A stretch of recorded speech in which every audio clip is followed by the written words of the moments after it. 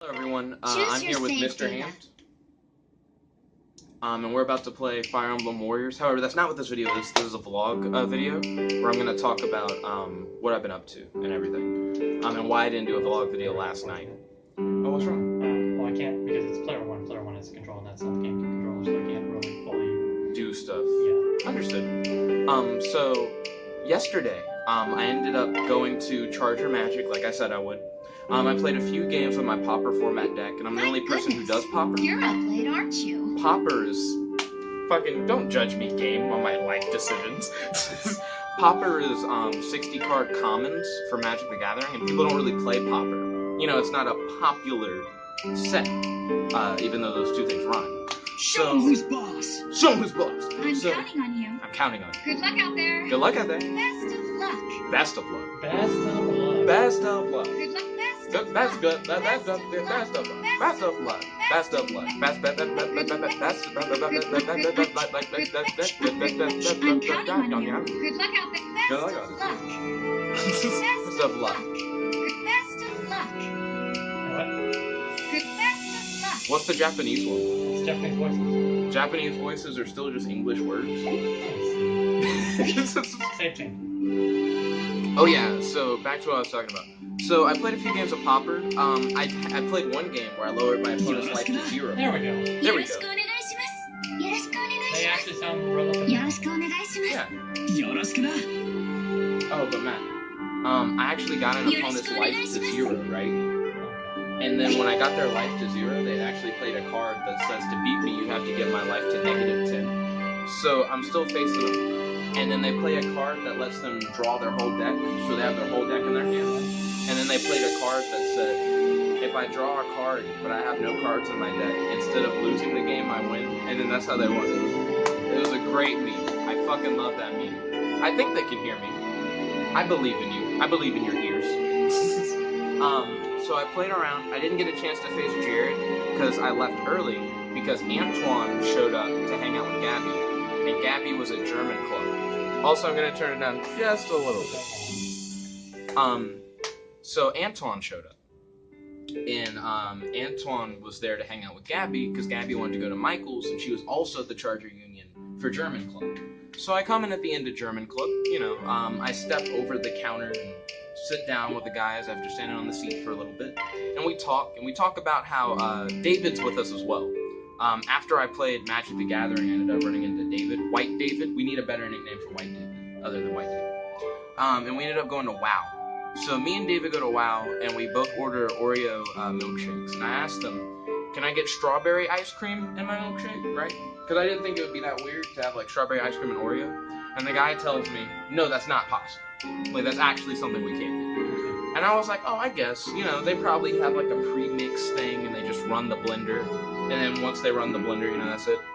So I'm sitting there, and you actually can watch him make the milkshake. So I'm sitting there watching him make the milkshake. They put this many, like, Oreo pieces in. Like, there are Oreo pieces at the bottom of the blender.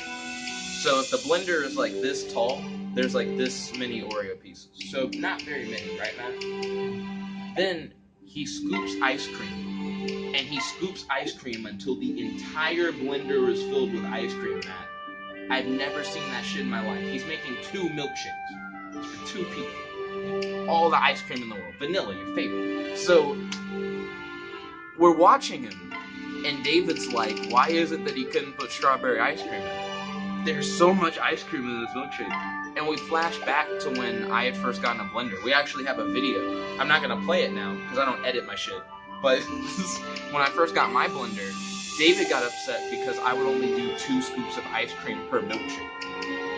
My nigga does whole blender of ice cream per 2 milkshakes. So, oh, what?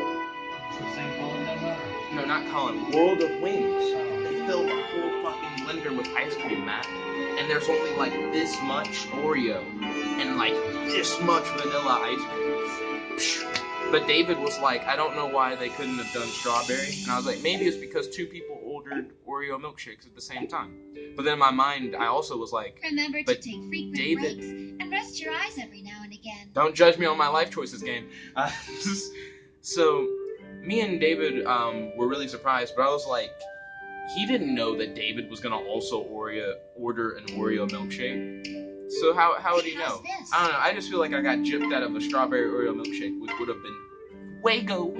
So Antoine, Gabby, and David and I, we all head out to Michael's, and when we go to Michael's, I'm like, yo, it's just Hobby Lobby. Michael's is just Hobby Lobby. So we're walking around, and we find this area where you can buy collectible animals. Well, sorry, that sounds weird. Collectible animal figures. Oh, Colin's calling. Don't worry, Colin. I got you. I will answer that phone call after this vlog. Colin's got me fucked up. Just finish the vlog. I know, just finished the vlog. It just feels so weird to leave him hanging. Just finish it. I got you. So we had collectible figures of animals, and we each decided which dragon figure would be us. So Antoine picks like this jade green dragon, and the jade green dragon, he says, like, kind of relates to him, like, in many ways. Like, he saw one dragon that was more fierce, but he was like, no, I see myself as more chill. And the facial features of the dragon reminded him of, like, his own, like, facial features with his beard and everything. And I thought that was cool. David picked a dragon because there was a red dragon that he said looked really ferocious, but the blue dragon that he picked looked very similar but calm, and it kind of fit his more casual, relaxed feel. I picked like the horned china dragon, which has like blue and purple scales, and my reasoning was because it was very celestial. It reminded me of outer space. But Antoine said that it was really flashy, and he said that you like the peacock a lot. So he's like, I'm a very flashy, showy person, so he felt like the flashy, showy dragon like fit my personality.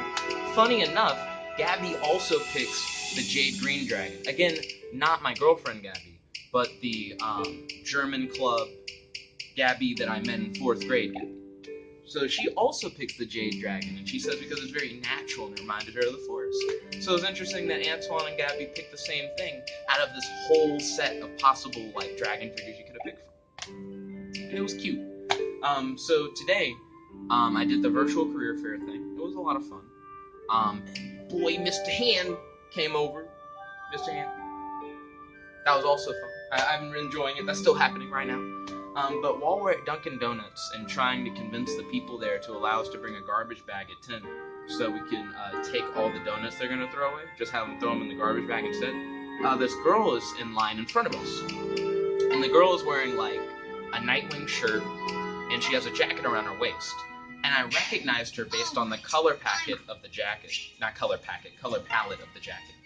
So I had seen a girl before that I thought was wearing a Deadpool jacket, and it was her. I saw her yesterday when I went to the whole Charger Magic thing.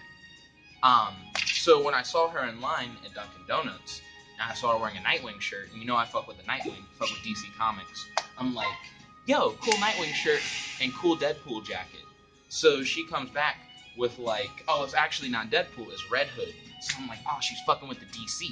I like that, it's awesome. So we're talking, Matt tries to order a burger off of the Dunkin' menu, but they don't have burgers anymore because it's National Cuck Matt Day. So he has to like jury rig a sandwich together for him to enjoy. Meanwhile, me and Allison are talking, and Allison's like into comic books and stuff, and she notices that we're nerdy, and she's like, hey, there's a party at Frank Franz held by Writer's Block tonight. You should go. So I'm like, Matt, you gotta go to this party. We gotta go to this party. And Matt's like, nah, we don't have to go there. We can finish Tome or whatever. We actually did end up finishing Tome, actually, and I like the end of Tome. Yeah, you can watch Tome. Tome is better than Ruby. Out of like 4-letter shows, Tome is higher than Ruby on that list. Watch Tome. Hashtag watch Tome in the comment section below. So Yes. we go to the party, and I had no idea it was a costume party. Did she tell us before it was a costume party? No.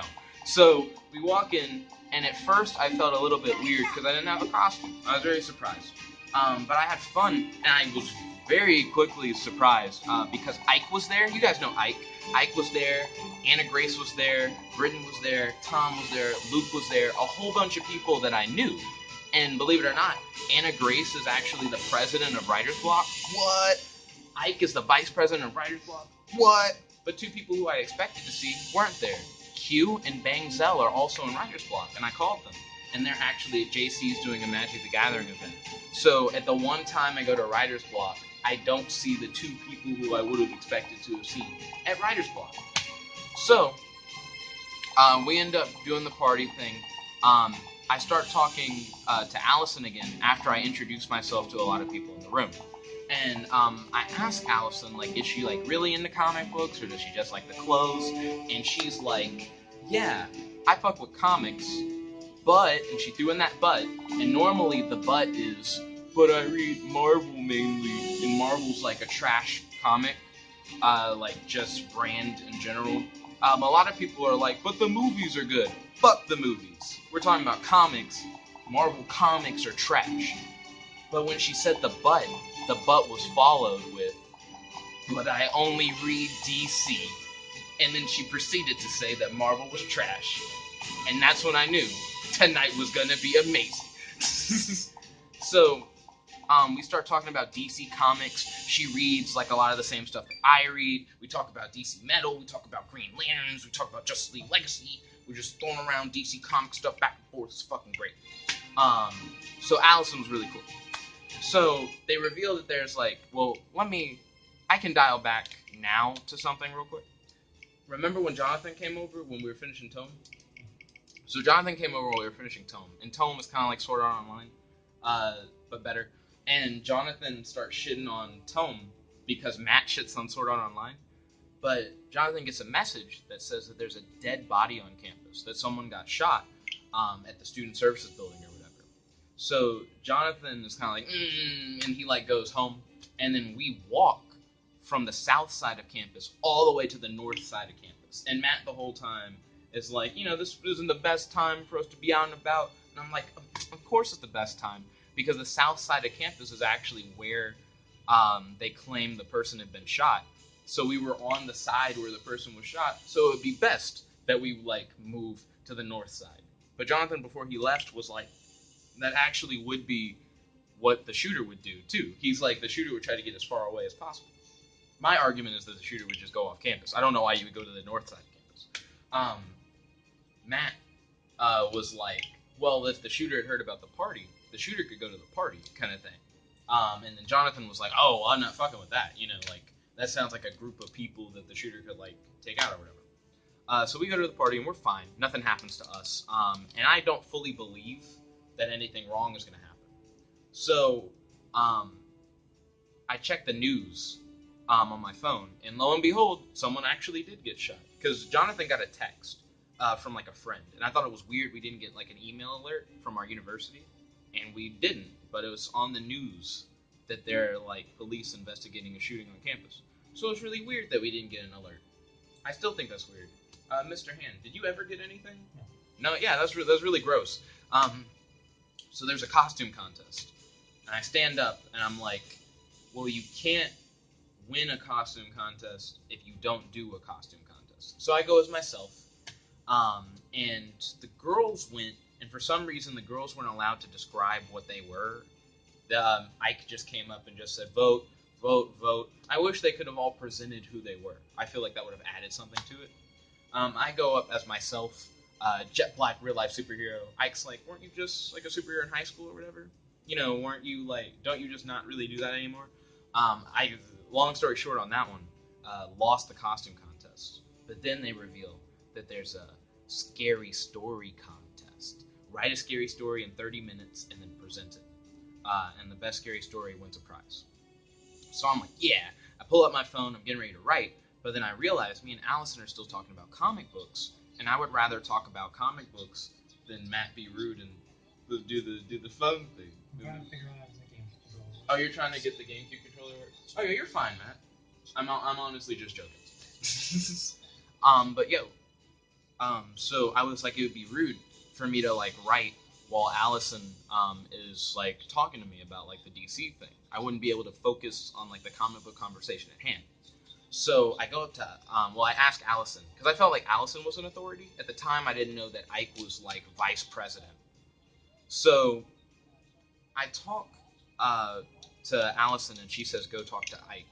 So I talk to Ike, and Ike says I can just spit it off the dome, so I don't have to write anything. I I could go up there and I could just make up a story on the fly. And that's exactly what I ended up doing. So I'm actually the last to go in the contest. And I tell a story based on like the real life events. So I talk about how like a guy got shot earlier that day, but I framed the whole story around like me being the shooter and me having been a superhero, but after being hardened by my time and having fellow friends who are superheroes die, move on to like start becoming like a villain and craving to like hurt people kind of thing. And the idea that I stumbled upon the party, again telling like true events of how I stumbled upon the party and was hanging out with Matt, and it sets the scene. The room goes silent because so much of what I'm saying is true based off of other things that they had learned throughout the night from the news and meeting me for the first time. And I end the story by having me pull my phone as if I was drawing a pistol, and I hit the play button on a YouTube video that plays a gunshot sound. I end up being in the top 3 for the story contest, in which there was then a revote, to which then I was the winner of the story contest. So I thought that was really cool. That was a solid, scary story thing. So I danced for a while, because you know that's my big thing that I do at parties. I dance for a long time. I get Allison's number, because it's really rare that you find someone who's really into DC comic stuff. And I told her to make sure to hit me up whenever there's a writer's block event, and also to hit me up if she ever wants to talk comic books. I'm dancing for a while, and then Matt's like, yo, we should go back, we should play Nintendo Switch. I'm like, yeah, Matt, you're right. So we walk for a while, and then right as we're like almost at the dorm, Matt's like, you fucked up. It's past 10. What we should have been doing is going to Dunkin' with the donuts. So I'm like, fuck! Like, Matt didn't say shit about the donuts. Matt should have called me out forever ago. Want the donuts, Jay. If you wanted them, you had to remember. Matt, shame. You knew. You could have stopped me from dancing. We could have went there. We just needed a garbage bag. They throw them out at exactly 10 p.m. We could have went at 10 p.m. to Dunkin'. They throw away all the donuts in our bag, and we just have a fucking Santa Claus sack of donuts, man. Pastries for days. Would have been awesome. Definitely goofed. We know in the future, 10 p.m. garbage bag. Count them. So we end up getting back at the dorm. Matt surprises me. He actually is free tomorrow. We can hang out with Matt tomorrow. Fucking awesome. We're about to play Fire Emblem Warriors if you got all the controller stuff set up. Well, like first 2 things. Quickly show you the performance. Okay. Matt's going to show me a few different settings on the game. I need to call back Colin, because I told Colin that I won the writer's block contest and that there was a party and everything. So he probably just wants to talk, figure out how it was, and I got to fill him in. But thank you all for watching. If you like this video, make sure to like this video. Favorite, comment, subscribe, and ring that bell so you be notified whenever I do these live streams. Well, this one wasn't live. Sorry about how long this video is. It was kind of 2 days mashed together. So think of it more like 2 9-minute videos rather than 1 20-minute video. So thank you all for watching, and have a wonderful night. This is your host, your friend, your boy, Jeb Black the one and only, and Mr. Hand, logging out. Peace.